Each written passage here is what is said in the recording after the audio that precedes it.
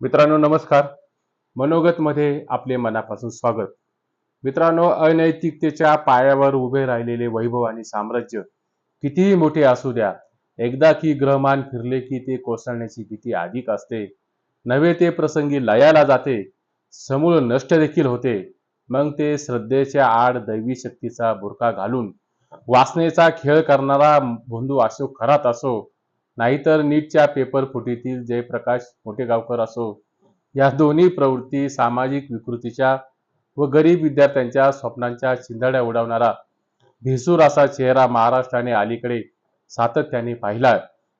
आपण कितीही नाही म्हणालो तरी महाराष्ट्र आणि भारत देश आज एका एका नाजूक वळणावर या ठिकाणी उभा आहे. देशाच्या भवितव्याचा पाया रचणारी तरुण पिढी आज अक्षरशः उद्ध्वस्त होताना या ठिकाणी पाहावं लागतं. मुळातच हे मी माझ्या पदरचं सांगत नाहीत. NCRBने म्हणजे नॅशनल ब्युरो क्राईम रिपोर्टने एक अहवाल गेल्या 8 दिवसापूर्वी प्रसिद्ध केला. त्या अहवालामध्ये स्पष्टपणाने म्हटलं आहे की देशभरामध्ये रोज 40 विद्यार्थी, तरुण विद्यार्थी हे आपली जीवन यात्रा संपवतात, म्हणजे ते स्वतःहून आत्महत्या करतात.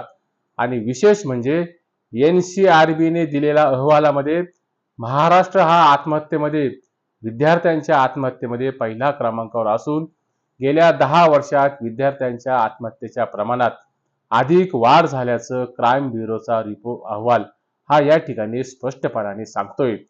NCRBची ही आकडेवारी केवळ आकडेवारी म्हणून त्याकडे बघू नका, तर अंगाचा थरकाप उडवणारी ही आकडेवारी बरंच काही सांगून जाते. आणि ह्या आकडेवारीने बरंच काही हे अंतर्मुख देखील या ठिकाणी व्हावं लागतं. अगदी काल परवा नीटच्या पेपर फुटीचा प्रश्न हा महाराष्ट्रामध्ये सातत्याने धगधगतोय. 22 ते 22.5 लाख विद्यार्थ्यांच्या भवितव्याशी खेळण्याचा प्रकार हा पेपर फुटीतून मोठेगावकर आणि त्याच्या काही समाजकंटक असलेल्या साथीदारांनी या ठिकाणी केला. या नीटच्या पेपर फुटीतून महाराष्ट्र समोर फार मोठा प्रश्न हा उभा राहिलेला देखील आहे. आणि या नैराश्यपोटी 6 ते 7 जणांनी आपली जीवन यात्रा या ठिकाणी संपवली. अनेक विद्यार्थ्यांचे पालक हे मानसिकदृष्ट्या अतिशय खचलेले असल्याचं या ठिकाणी नीटच्या पेपर फुटीतून समोर आलेलं आहे. केवळ नीटची पेपर फुटीचा घोटाळा हा घोटाळा म्हणून किंबहुना चलता आहे म्हणून चालणार नाहीत, तर नीटच्या पेपर फुटीचा घोटाळा हा देशाच्या वैद्यकीय व्यवस्थेवरील विश्वासाला तडा देणारी बाब आहे. तशीच देशाच्या वैद्यकीय व्यवस्थेला हादरवणारी देखील बाब म्हणून ह्याकडे पाहावं लागेल. मला काल माझा एक मित्र बेडरपणाने आणि निर्ढावलेल्यापणाने सांगत होता, नीटचा पेपर फुटीचा घोटाळा ही फार काही गंभीर बाब नाही. देशभरामध्ये शेकडोनी नाही तर हजारोनी आणि कोटींनी अनेक क्षेत्रामध्ये घोटाळे हे होत असतात. तशातलाच हा एक घोटाळा म्हणून, हे घोटाळ्याचं युग आहे, हे कलियुग आहे, म्हणून ह्या घोटाळ्याच्या युगामध्ये हा झालेला घोटाळा हा फारसा गंभीर म्हणून तुम्ही मनाला लावून घेऊ नका. मुळात त्या मित्राला प्रश्न करताना मी सांगितलं, हा आर्थिक घोटाळ्याचा प्रश्न आपण समजू शकतो, परंतु वैद्यकीय शिक्षण क्षेत्रातील असलेला घोटाळा हा घोटाळा मात्र निश्चितपणाने मनाला दंश केल्याशिवाय राहत नाही. देशातील कोट्यावधी लोकांच्या भवितव्याशी एक महत्त्वपूर्ण परीक्षा म्हणून नीटच्या परीक्षेचा उल्लेख या ठिकाणी सातत्याने होतो. त्याची प्रश्नपत्रिका फोडून गैरमार्गाने उत्तीर्ण झालेले विद्यार्थी उद्या डॉक्टर म्हणून जेव्हा समाजासमोर येणार असेल, तर विचार करा यातून काय परिस्थिती भविष्यात निर्माण होऊ शकते. म्हणूनच हा पेपर फुटीचा विषय एकूणच भारताच्या वैद्यक क्षेत्राला भगदाड पाडणारा आहेतच.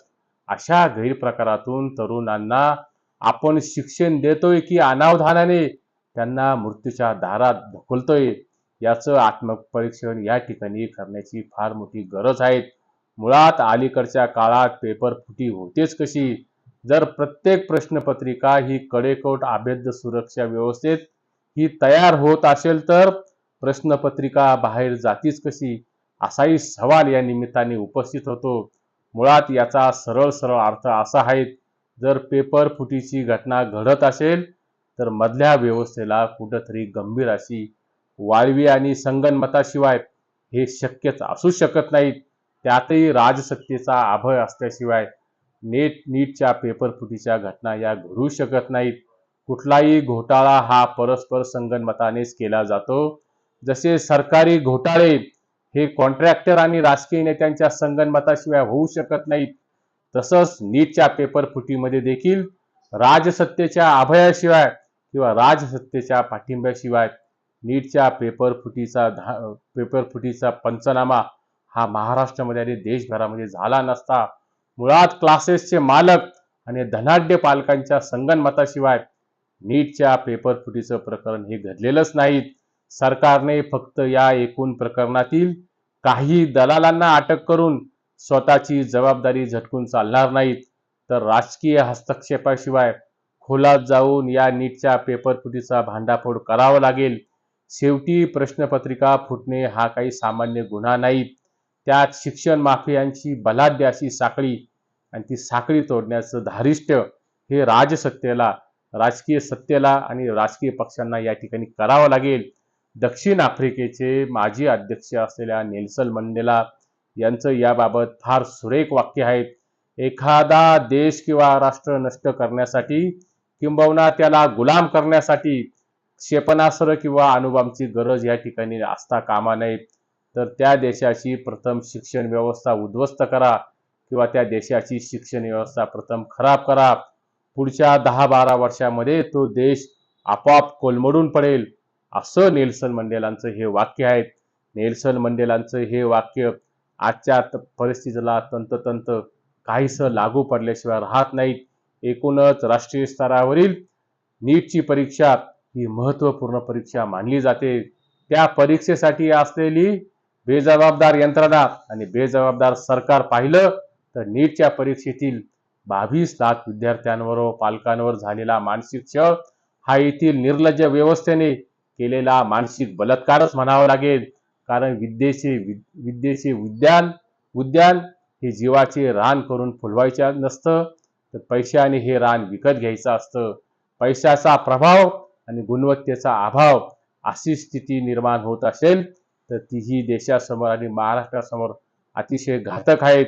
आणि सध्याचे एकूणच बाजारीकरण ही आपल्या शिक्षण व्यवस्थेतील अपयशाची फार मोठी उतरण या ठिकाणी म्हणावं लागेल. आपल्याला याबद्दल काय वाटतं? आपलं मत कमेंट बॉक्समध्ये नोंदवा. व्हिडिओला लाईक, चॅनेलला सबस्क्राईब करा. नमस्कार.